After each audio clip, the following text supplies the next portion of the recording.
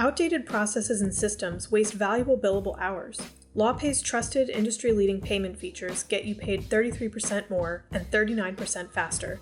Maximize efficiency and profitability with payment features like automated billing, flexible payment options, and next-day payments. Do more of what you're meant to do, with a partner committed to your greatness. Sign up by July 31st and LawPay will cover up to $150 in processing fees incurred through July. Learn more by visiting lawpay.com/dcbar. Tired of spending hours of your day scheduling appointments and chasing down payments? With MyCase, you can reclaim 3+ billable hours daily so that you can spend time on what matters most, serving clients, optimizing team efficiency, and maximizing your law firm's profits. Sign up for MyCase Advanced by July 31st and enjoy 35% off your annual subscription fee. Terms and conditions apply. Learn more at mycase.com/dcbar. Welcome to Brief Encounters. My name is Kimberly Wood, a recent graduate from Georgetown Law, and a law fellow for the Environment, Energy, and Natural Resources Committee of the DC Bar. I am particularly interested in energy law. I'm here with special guest Elizabeth Klein, the director of the Bureau of Ocean Energy Management. Would you mind introducing yourself? Sure. Thanks, Kim. I am Liz Klein. I'm director of the Bureau of Ocean Energy Management. And for those not familiar with BOEM, we are a bureau within the Department of the Interior, responsible for overseeing the development of all sorts of energy, mineral, and geological resources that might be found on the outer continental shelf. We have a lot of activity happening right now around our offshore renewable energy portfolio in particular. So I'm excited to talk about that today and be with you on this podcast. Thank you so much. So let's go ahead and jump right in. Could you provide a short overview of BOEM's mission and its role in advancing offshore wind energy in the U.S.? Sure. So BOEM is the lead federal agency for planning and authorizing offshore wind energy development. Essentially, any proposed energy development that takes place on the outer continental shelf, and the OCS, as we sometimes refer to it, is generally located about 3 miles offshore. In some states that varies, but generally speaking, 3 miles offshore. And so we are the federal agency that identifies areas for potential offshore wind development. And we hold lease sales for that type of development. We then oversee site assessment activities that leaseholders might do to prepare a proposed construction and operations project. And then we are the agency that reviews those proposed projects and goes through the environmental review and other review processes to determine whether or not to approve an offshore wind energy project. And so we've been pretty busy here at BOEM during this administration advancing offshore wind energy in the US. The administration has set a goal of deploying 30 gigawatts of offshore wind energy by 2030 and 15 gigawatts of floating offshore wind energy by 2035. As I said, very busy, making a lot of progress toward those goals in federal waters on the East Coast, in the Gulf of Mexico, on the West Coast. We've held 4 offshore wind lease sales in this administration alone. We have approved a number of offshore wind projects, 9 actually, up from 0 when President Biden took office. And combined, those 9 projects represent about 13 gigawatts of offshore wind, enough to power about 5 million homes. So again, very busy, a lot of activity happening in the offshore wind space at BOEM. Yes, those are incredible numbers. I was wondering, can you get more into the process that BOEM uses to identify and designate offshore wind lease areas? It's a great question. We have learned over the years at Department of Interior, across everything we do, actually, we've learned that one of the key parts to really facilitate infrastructure development is figuring out as early as possible where are the best places for this type of activity. So for offshore wind, what you want to do is, first obviously find out where the winds blow the best. And we have great partnerships with a number of federal agencies, but including our partners at the Department of Energy and NREL, who have mapped out where the highest wind resources are offshore. And then we want to look at things like what are the natural resources that exist there, cultural resources, historic resources, what are the existing ocean uses like fishing or Department of Defense activities, Coast Guard activities. The ocean can be a pretty busy place. And so from the beginning, you want to try and minimize conflicts to the greatest extent possible and find areas that seem particularly well suited for offshore wind. So we have a couple of phases in the process that we go through as we first identify pretty large areas offshore in what's called, generally, we do what's called a call for information and nominations to assess whether there's interest in that area offshore. And then we hold a series of public meetings and engagements across federal, state, tribal governments. We get feedback from the public and from existing ocean users about what are the activities that are taking place in those areas, and should we winnow it down, which is often what we do. We start with a pretty large area, and then through this planning process we gather the types of data and information that would allow us to winnow down and really narrow in on leasing areas that, again, seem most well suited for this type of development and pose the least amount of risk. Of course, it's very hard to completely eliminate conflicts and risk in this type of endeavor, but we do our best to do that. And after we winnow down and identify what we call wind energy areas, we get more feedback on that. We do our environmental analysis of potential lease sales for certain wind energy areas. And then we issue what's called a proposed sale notice. And that proposed sale notice will identify the location, the size of potential lease areas, lease stipulations, the auction format, and we get more public comments. So really the story of our lease identification process is about maximizing the opportunities for engagement across the federal government with our state partners, with our tribal partners, with stakeholders. We want to get as much feedback as we can at this point in the process. And eventually we get to a final sale notice and then the sale itself. And when we do these sales, the statute we operate under, the Outer Continental Shelf Lands Act, actually requires that when we are offering areas for lease on the Outer Continental Shelf, that we have to first determine whether there's competitive interest. And so it really is about ensuring that we are satisfying our legal obligations under OXLA and determining the competitive interest for an area and making sure in the lease sale itself that we are getting fair return to the taxpayer and responsibly leasing these areas. So that's a little bit about our lease area identification process. Thank you so much for that overview. Could you speak a little bit more on your legal obligations concerning environmental assessments for offshore wind projects to help ensure marine ecosystems and wildlife are protected? Sure. So we conduct environmental reviews in a number of places throughout the process.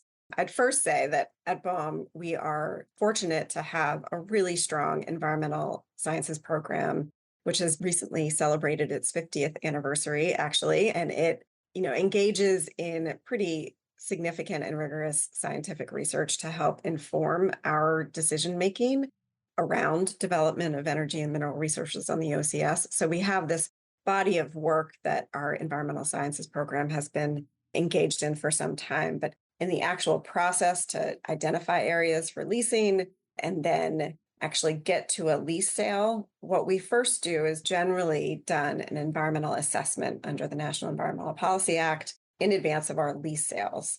Those lease sales themselves result in leases that don't allow for construction. They don't allow the leaseholder to go forward with a project. They only allow the leaseholder to conduct site assessment work in a particular area. And generally speaking, that site assessment work tends to be the type of activities that don't result in significant environmental impacts. So we do an EA at that stage. And then as we get proposed projects, so proposed construction and operations plans, or COPs as they're known, we do the more extensive environmental impact statement to determine what are the potential impacts associated with that type of development, both onshore and offshore. So we look at the places where those projects are going to connect to the grid onshore, and we ensure that all of that is taken into account in our environmental reviews. And of course, we're also, through that process, making sure that we are conducting the analysis that's required under a variety of statutes, whether that's the National Historic Preservation Act or Endangered Species Act, Marine Mammal Protection Act. And we work across the federal government with other action agencies, so agencies like NOAA, the U.S. Army Corps of Engineers, to make sure that the environmental review that we are doing is rigorous and sufficient to work for all of the agencies that have some approval process over offshore wind projects. It's good to hear. I want to come back to something that you mentioned earlier. Could you describe how BOEM engages with stakeholders, such as local communities and environmental groups, in the planning and development of these offshore wind projects? Sure. So we really, as I said, hope to, throughout the process, maximize the opportunities for public feedback and engagement. And so we try our best to make sure that we are getting information out into the public about the areas that we are looking at for potential leasing. So for instance, just recently, Secretary Holland issued a potential offshore wind schedule for the next 5 years. And that identifies the places that we are prioritizing for our offshore wind lease sales to give the public a preview, right, of where we're going. And we hold, public meetings and collect public comment throughout the processes that we undergo to eventually lead to the construction of an offshore wind project. We, of course, take very seriously our trust and treaty obligations to tribes as well. And so we engage in government to government consultation, and we have a sort of an ongoing engagement with tribes about this type of development and where it may take place. We also, obviously want to, as I said, the ocean can be a very busy place. There's a lot of existing ocean uses, and we feel that there's sufficient data and experience both here in the US and around the world with offshore wind to suggest that offshore wind can be very compatible with other existing uses of the ocean, like fishing. And so we engage with fishing communities to make sure that we are avoiding and then mitigating and minimizing any impacts that might occur to fishing activities on the OCS. And, I think, again, just maximizing the opportunities for public comment is part of what we have endeavored to do throughout our process. Yes, that makes sense. Shifting gears a bit, I'm going to ask, what role does BOEM play in fostering technological innovation? Well, it's a great question. Offshore wind is a great topic to talk about technological innovation. I think there's been so much really impressive and extensive effort amongst the offshore wind industry itself, but also, experts across the federal government to find ways to ensure that offshore wind development can happen in a way that's compatible with existing ocean uses and in a way that minimizes any other impacts. We, of course, do all of this because, we are facing a climate crisis. And so, although there are always impacts associated with any type of energy development, we do this because we're probably past due to seriously address the climate crisis and transition to cleaner energy sources. And so, as we do this work, BOEM is working to, spur that continued innovation, right? And continuing to look at how we can minimize the impacts associated with this development, whether it's the noise impacts associated with pile driving turbines, for instance, or the impacts associated with things like aircraft detection lighting systems or radar work, right? There's a number of collaborative efforts that we are involved in with our partners at the Department of Energy, the Department of Defense, Fish and Wildlife Service, NOAA. And so we are heavily engaged in that kind of work. We also have I mentioned our environmental studies program, and within that program, there is a really world-renowned Center for Marine Acoustics that works quite a bit on sound in the ocean. The ocean can be a noisy place in addition to being a busy place, as it turns out. And so really ensuring that we understand the nature of the activities that we are authorizing on the OCS and what their noise levels are and what that impact can mean for marine mammals is really important. And so we're, heavily engaged in that work and also importantly, helping to identify the mitigation solutions so that we can ensure that this type of development can take place with the least amount of harm possible. Sounds like your agency's involved in a lot of different projects that are very, very cool. Indeed. How does BOEM assess the economic impact of offshore wind projects through job creation or local economic benefits?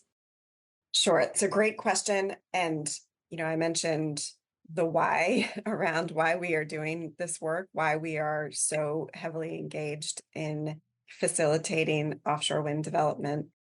We do need to address the climate crisis, and the president has made clear that the climate crisis is the existential threat of our time, and the federal government has a responsibility to do something about it. But we are going about this work in a way, in what I think is really an unprecedented way in terms of the emphasis on job creation, local economic benefits, supporting a domestic supply chain. Offshore wind, the nature of this development, frankly, it's developing and building these projects is more straightforward and more cost effective if we have a supply chain here in the US, given the size of the components involved and the nature of the construction work around offshore wind. So we want to create those jobs here in the US, and BOEM's taking a number of steps to help incentivize that type of economic development. So through our lease sales, for instance, we have lease stipulations that encourage things like project labor agreements so that we can ensure that workers are benefiting from good paying jobs. I was just up in Rhode Island, actually, visiting with folks who are involved in the Revolution Wind project and hearing about the number of, good paying union jobs associated with that project is really a key emphasis for us.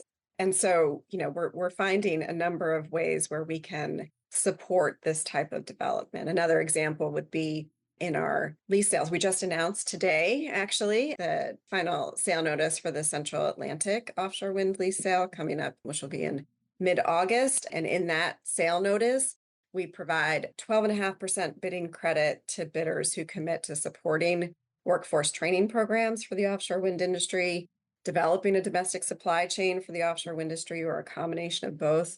That sale notice also provides a 12.5% bidding credit to folks who establish and contribute to a fisheries compensation mitigation fund. So those are the types of tools that we've been using to try and support domestic workforce, good paying jobs, and a domestic supply chain.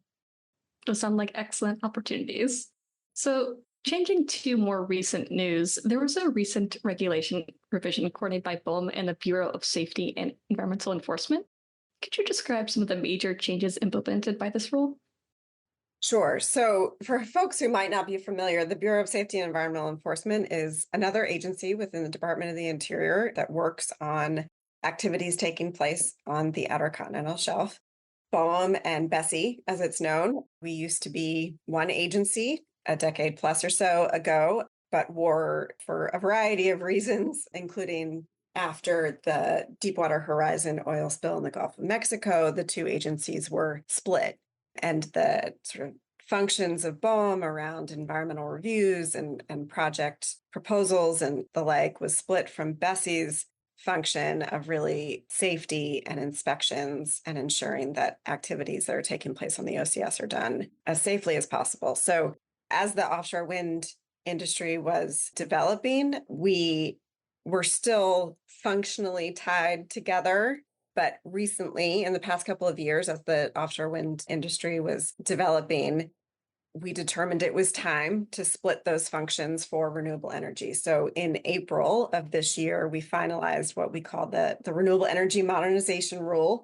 And that is still a joint rule that sort of speaks to progress and reviews that we've done over the course of the past decade or so on how we regulate renewable energy on the OCS. The modernization rule identifies some efficiencies and some streamlining in the process. It also clarifies some of the differences in BOEM regulatory authority versus BESI regulatory authority. So in all, that final rule eliminates some unnecessary requirements for things like MET buoys. I mentioned the site assessment work that takes place after we issue leases for offshore wind. It increases survey flexibility during that time. And then on the BESI side, it clarifies some safety management system regulations and sort of strengthens the oversight of those safety systems and equipment. So it was, I think an important aspect of federal agency work is to occasionally take a look at the regulatory requirements that exist for any particular activity.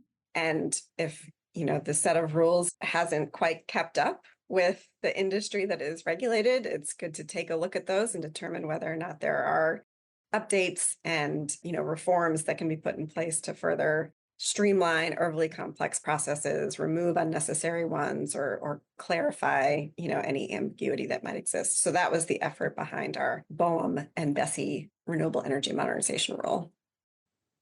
We've been talking a lot about BOEM, the agency, and I'd like to focus more on what your vision is. So could you tell me what the most significant challenges BOEM faces in accelerating offshore wind development and what opportunities that you see? It's a great question.